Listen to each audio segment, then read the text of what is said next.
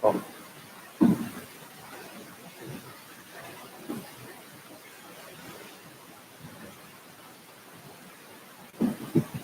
Good morning and welcome to our Sunday morning virtual service.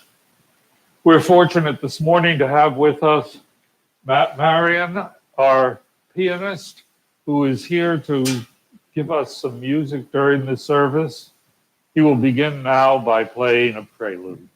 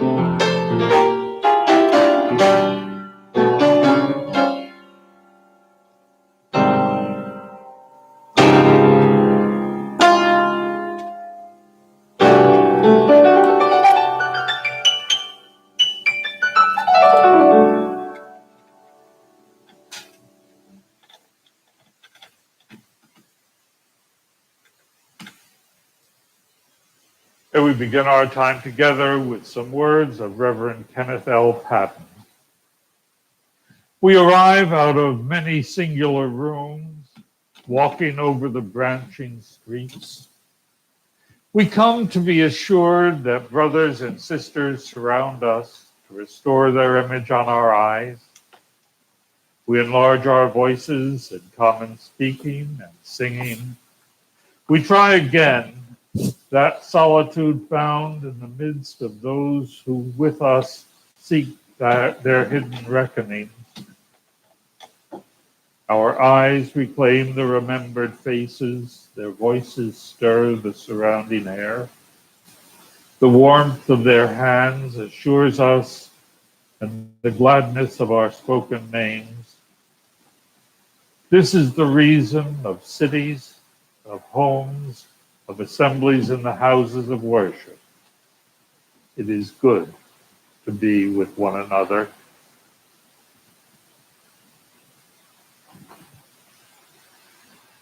It is our custom as we gather to kindle a flame in our midst, a flame long the symbol of the presence of the holy, a flame the symbol of knowledge and of wisdom. And we kindle this flame in a chalice, a shared cup, where we come together each week, bringing ourselves, our thoughts, our ideas, to be with others, to be in fellowship. We are a community of caring and of love. May we say our affirmation, if you know it. Love is the spirit of this church, and service its law. This is our great covenant, to dwell together in peace, to seek the truth in love, and to help one another.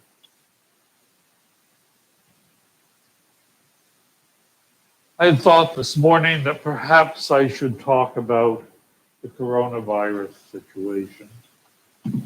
I think we've all heard about enough of that. However, one short thing I thought I would mention.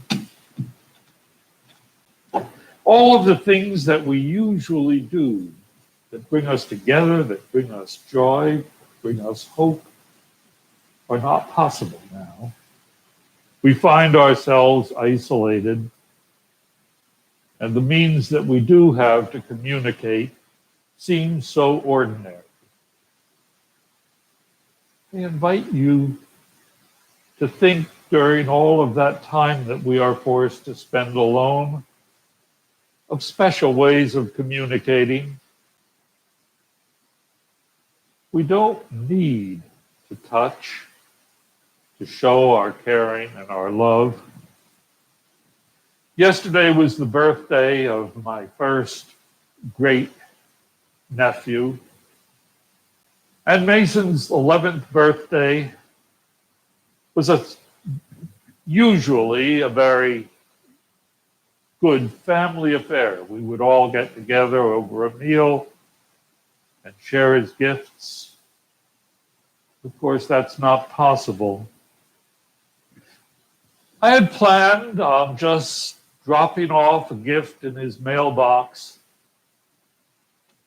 but then a friend suggested that perhaps I should get as many of the family members together as I could and go and stand in front of the house and sing happy birthday.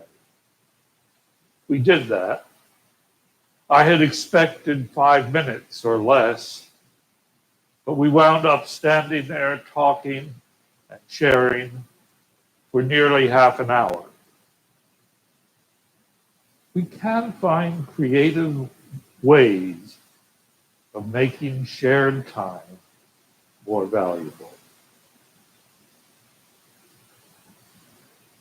We'll now have another piece of music as we continue with our service.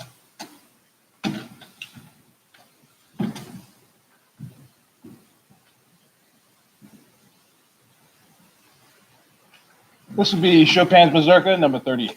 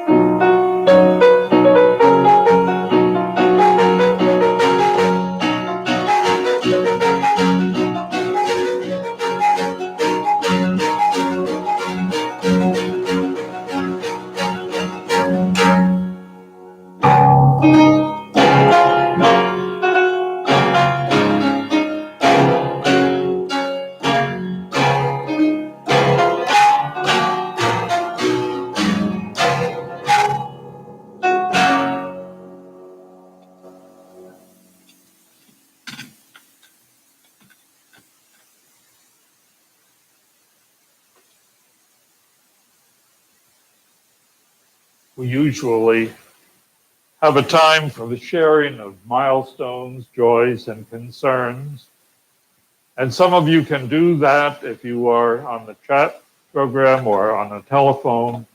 We invite you to submit your joys, your sorrows, and we will read those and light candles after the sermon near the end of the service.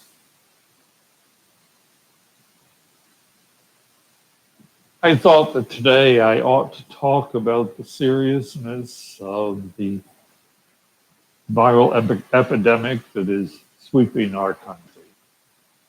So I think all of us have heard enough of that. And so I thought I would choose a somewhat different topic, not directly related. It's called skating. Metaphor is the language of religion and spirituality.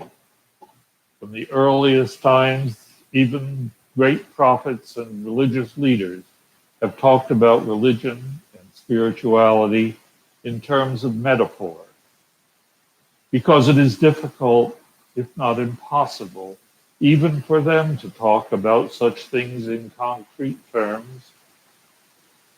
I'm always searching for metaphors, both those used by others and those I find for myself, to help me explain to myself and others my own understanding of what it means to be a religious or spiritual person.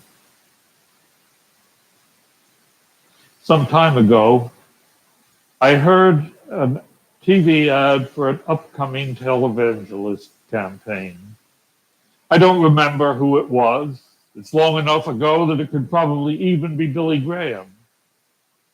But it advertised that if your life is in disarray, if you don't know where you are going, then you must listen. Listeners were assured that if they tuned in, they would be helped onto a highway to heaven.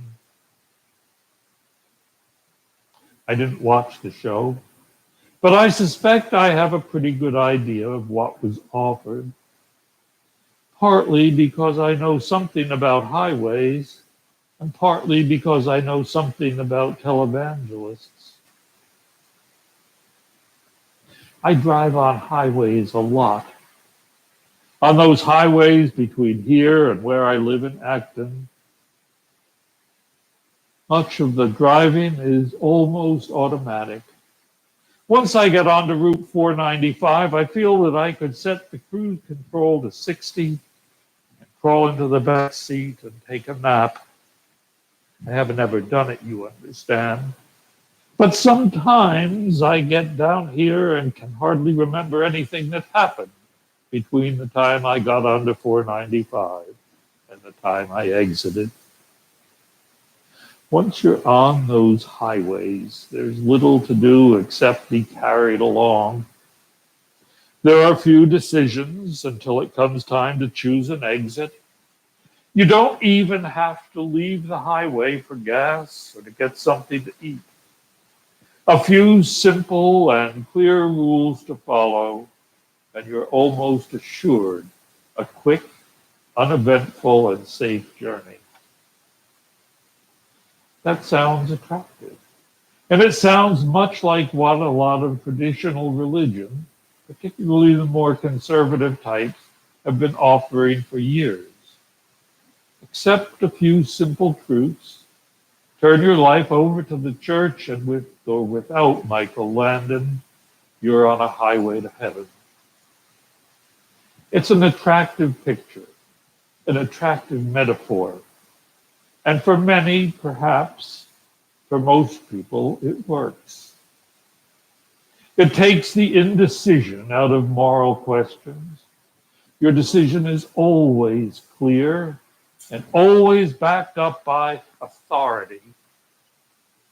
And it offers security and certainty as one faces life's ultimate uncertainty.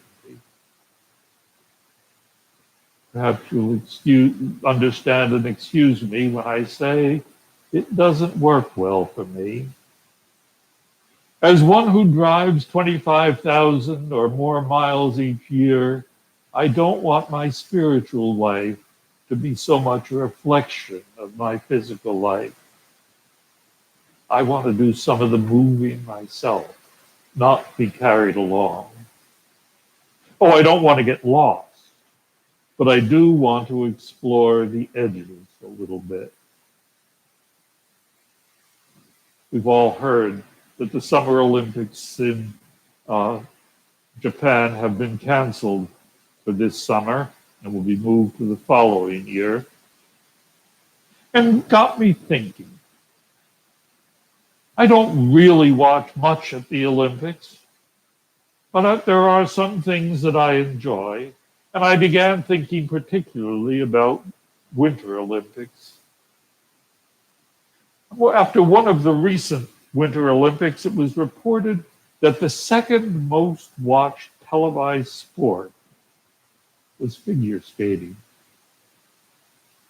Now, there's something reassuring that so many people are watching a sport where a major part of the action is lifting up one's partner rather than knocking down one's opponent.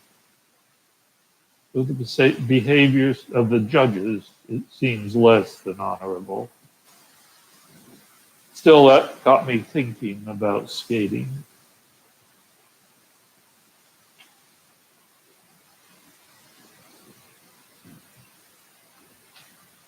I enjoy watching skating too. Not particularly the figure skating. I really enjoy the speed skating, even though I still have lots of questions about it. Why do they lean so far forward? And why is one arm behind them and the other swinging? Why do they hold only one arm across their back? There are a lot of questions I still have, but I did learn something about speed skating when I was a student at Bowdoin. I worked for the athletic department. Not that it put me through school, but it did provide much of my spending money.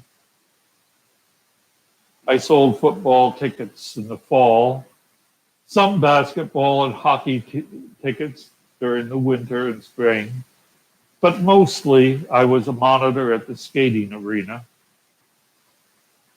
I set up before the arena was open to the public for skating. I counted and deposited ticket money and made sure that there were monitors on the ice.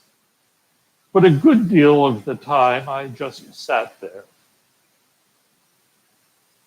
Roy Case was a professor of physics and one of my favorites. He was also a speed skater. And so thinking about the Olympics took me back to those good memories. Roy used to arrive at the arena before anyone else. He wanted to get as much time on the ice before it was crowded as he possibly could. And I must confess, I often let him in a little bit before the normal skating time began. He would get on the ice as soon as possible. And for that first few minutes before others got their skates on, he would really open up. He skated fast even when others were on the ice. But for him, those precious moments when there was no one, when he was alone on the ice and could really push himself, were the special times. His skates were different from most skates. Most skates have a somewhat curved blade and it's relatively short. The blades were 14 inches long and absolutely straight.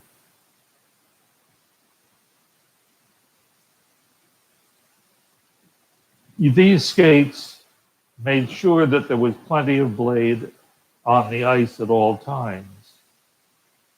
The weight of his body was distributed evenly along 14 inches of blade, Well, most of us skating on hockey or figure skates had only about 5 or 6 inches of flat surface.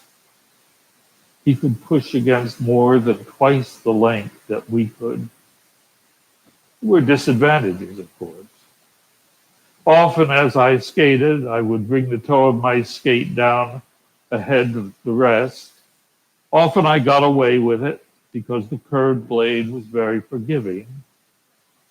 Bringing the toes of those racing skates down first, they would dig in and you could practice skating on your nose for a while. Also, the radius of an arc that could turn was much greater than those on hockey skates.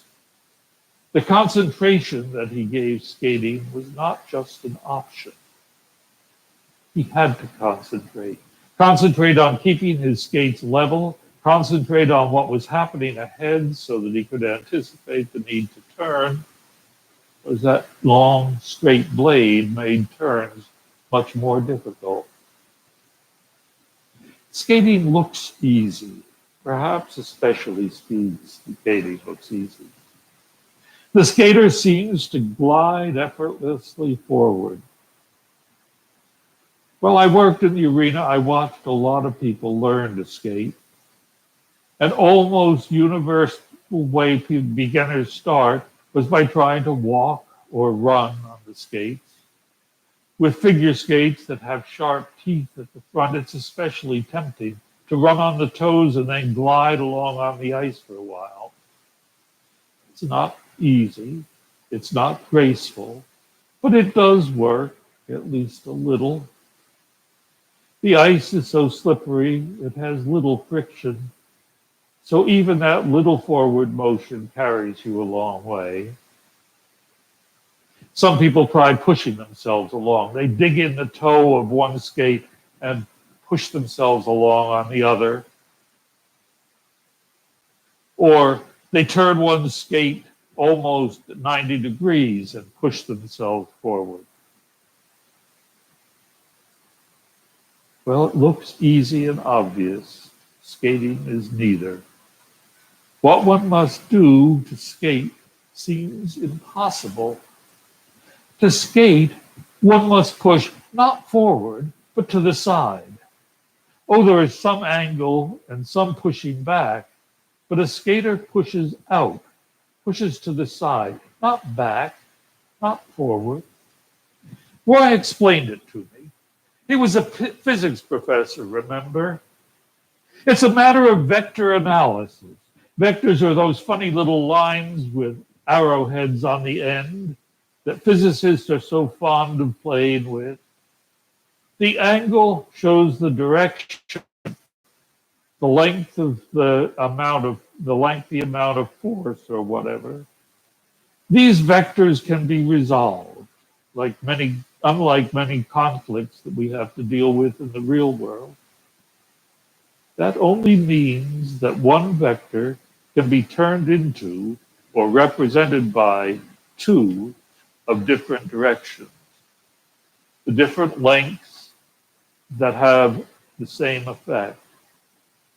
So that force, that sideways against the blade of the skate, is resolved into a sideways motion and also a backward force. And since every reaction has an equal and opposite reaction, the skater is pushed forward. So much for the physics lesson. Suffice it to say that it is pushing out to the side that moves the skater forward. And the harder one pushes to the side, the faster one goes forward. Now, I don't know about you, but it seems to me that my spirit moves forward, far more when I'm pushing out towards the sides.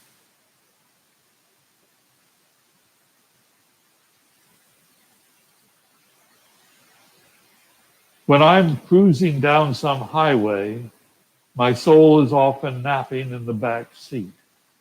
It's when I am challenging, when I'm exploring the edges of my soul and my beliefs, that it is active and growing. I will also point out that Roy was a much faster skater than I because he had far more blade in contact with the ice. So too, the longer our spiritual blade, the better speed and progress we'll make. That means being in touch with the world. That means being thoroughly grounded in our environment. It also means being grounded in our beliefs. One cannot push against. One cannot challenge and explore beliefs one does not know about.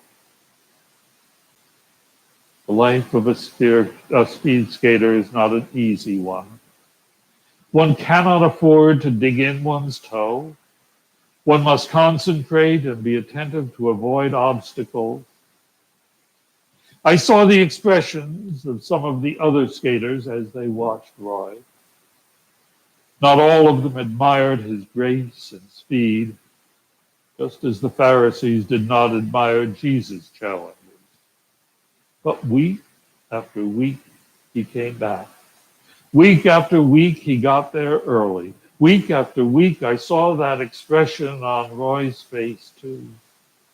I saw the reliability with which he got there, the energy with which he got on those skates and got onto the ice, the joy and the freedom as he skated. If he had a bumper sticker on his car as he drove down the highway, I bet it would have said, "I'd rather be skating." And so I invite you, at a time when we have far more time on our hands than we normally do, to push out on the sides of your understandings, of your beliefs, to push out and seek new understanding, to push out and find new ways of expressing your faith, your hope, your love. Now we are given a gift, though it hardly seems that, to spend time making of ourselves the people we would be, skating on the edge, pushing out, finding new ways of expressing our beliefs. I invite us now to share joys and sorrows.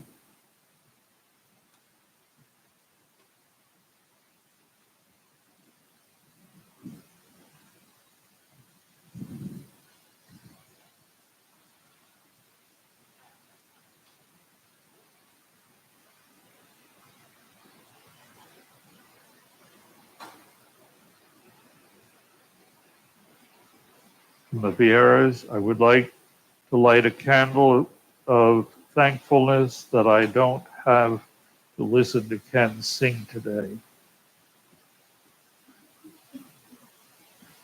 Hallie Carson, candle.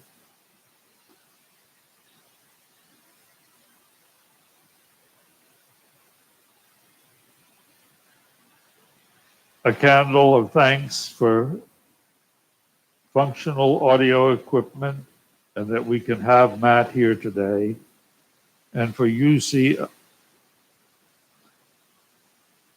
on ice, I will answer those ice skating questions.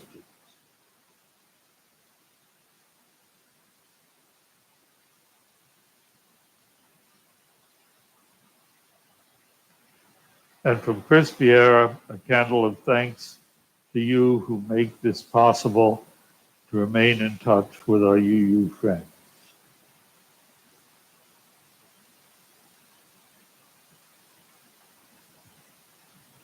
I wonder, was that first one from Ben Bouchard? No. Okay. So for these and other joys and sorrows in our hearts and minds, may we be thankful. May the joys increase and the sorrows be lessened by the sharing. May we also hold in our hearts those members of our congregation whom we see less often than we would. I think of Rita Paddock. I think of Shirley Nero and Shirley Barnes, of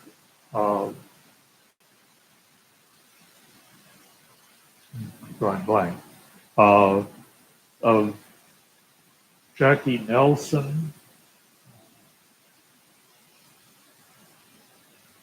and others whose names may not be on the tips of our tongue, but are in our hearts and minds. May we stay in touch.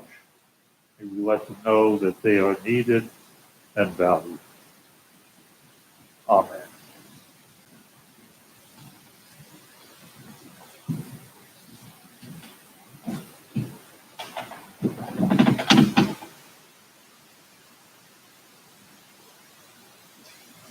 I'd like to thank everybody for joining us this morning. Today I brought to you Quiet Now by Bill Evans, Chopin's 38 Mazurka, and this last one will be one that's dedicated and written for the church. This will be a little late.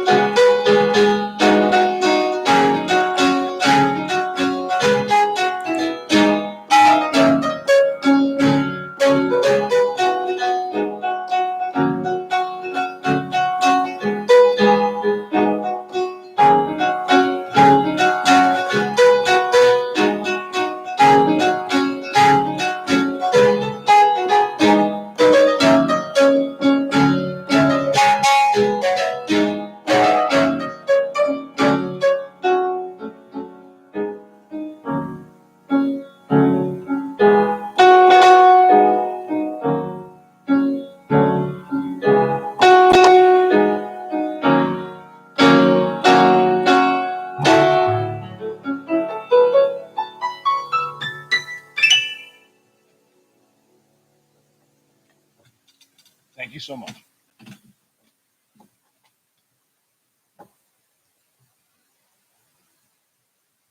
And now, as we prepare to end our time together, as we extinguish the chalice which we kindled at our gathering, may it burn on in our hearts and in our minds. May we be called always to think of love, to think of hope, to think of possibilities. May it be a time that our lives find value in the details that often we would not take notice of. Amen.